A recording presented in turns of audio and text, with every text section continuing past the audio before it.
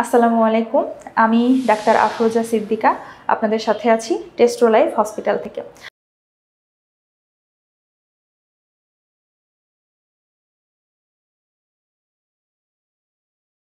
আজকে আমরা আপনাদের সামনে একটা প্রশ্নোত্তর পর্ব নিয়ে এসেছি।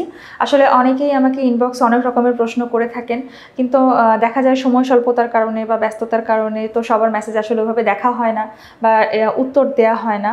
তো এই জন্য আমি চিন্তা করেছি যে এখন থেকে এরকম আপনাদের সবার প্রশ্ন নিয়ে আমি ছোট ছোট করে কিছু ভিডিও বানাবো, যেটাতে আপনাদের প্রশ্নের উত্তর দেওয়া থাকবে। ঠিক আছে, চলুন শুরু করি। একজন লিখেছেন, হ্যালো ম্যাম, আমি কিছু পরামর্শ জানতে চাই।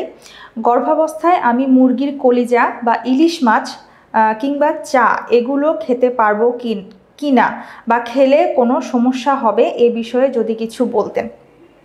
আচ্ছা, গর্ভাবস্থায় মুরগির কলিজা বা ইলিশ মাছ এগুলো খেতে আসলে কোনো নিষেধ নেই। তবে মুরগির কলিজা যেটা, এটা যদি দেশি মুরগির হয় তাহলে ভালো। আর এখন তো আসলে দেশি মুরগি এরকম পাওয়াও যায় না, বা পেলেও সেটা সহজলভ্য না। তো সেক্ষেত্রে যদি ব্রয়লার মুরগি হয় এটা খেতে পারেন। তবে আমার কাছে মনে হয় যে ব্রয়লার মুরগির যে দেশি মুরগির কলিজাটা স্বাস্থ্যসম্মত বেশি হবে। আর ইলিশ মাছ অবশ্যই খেতে পারবেন, তার কারণ ইলিশ মাছে তো ওমেগা-3 ফ্যাটি অ্যাসিড আছে, যেটা আপনার জন্য এবং আপনার বাচ্চার জন্য অনেক ভালো। আর যদি ইলিশ মাছে আপনার আগে থেকে কোনো অ্যালার্জি না থাকে তাহলে আপনি অবশ্যই খেতে পারবেন। আর চা বা কফি এটা বিষয়ে একটু বলতে চাই।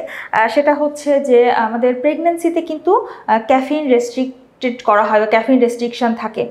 যেমন কেউ নর্মালি যদি দিনে হয়তো 3 বা 4 কাপ চা খায় বা 2 কাপ 3 কাপ কফি খায়, সেক্ষেত্রে সে কিন্তু প্রেগন্যান্সিতে এত ক্যাফিন ইনটেক করতে পারবে না। সে প্রেগন্যান্সিতে তাকে সেটা 2 কাপ চা বা 1 কাপ কফিতে নেমে আসতে হবে। তো এভাবে যদি আপনি একটু রেস্ট্রিক্টেড ওয়েতে যদি একটু খেতে চান, সেটা কোনো সমস্যা নাই, তবে অতিরিক্ত নেওয়া যাবে না। আচ্ছা, আরেকজন লিখেছেন, ম্যাডাম আমি বিয়ে করেছি, প্রায় 3.5 বছর হয়েছে। ম্যাডাম আমার একটা প্রতিবন্ধী বাচ্চা আছে 27 মাসের।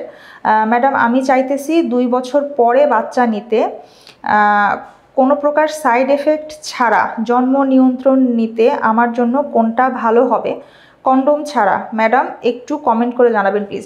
আচ্ছা, যেহেতু আপনি এখন বাচ্চা নিতে চাচ্ছেন না এবং আপনি কন্ডোম ইউজ করতে চাচ্ছেন না, সেক্ষেত্রে আমার মনে হয় আপনারা যদি কন্ট্রাসেপটিভ পিল অর্থাৎ জন্ম নিরোধক যে বড়িগুলো পাওয়া যায়, এগুলো যদি আপনারা খান তাহলে এটা অবশ্যই আপনার জন্য সহায়ক হবে। তার কারণ যদি কোনো ফ্যামিলি কমপ্লিট না হয়, সেক্ষেত্রে আমি দীর্ঘমেয়াদী কোনো পদ্ধতি নিতে নিষেধ করব। তার কারণ আর এখন যে 3 মাস মেয়াদি বা 6 মাস মেয়াদি যে ইনজেকশনগুলো আছে, এগুলো খারাপ না, ভালো। তবে সেক্ষেত্রে সাধারণত অনেক মেয়েদেরই দেখা যায় যে অ্যাবনর্মাল ব্লিডিং হয়, অর্থাৎ ছেড়ে ছেড়ে ব্লিডিং হচ্ছে বা সারা মাস ধরে মাসিক হচ্ছে, এরকম সমস্যা দেখা যায়।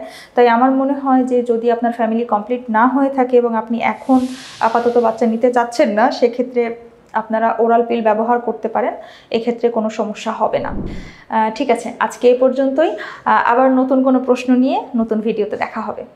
আল্লাহ হাফেজ।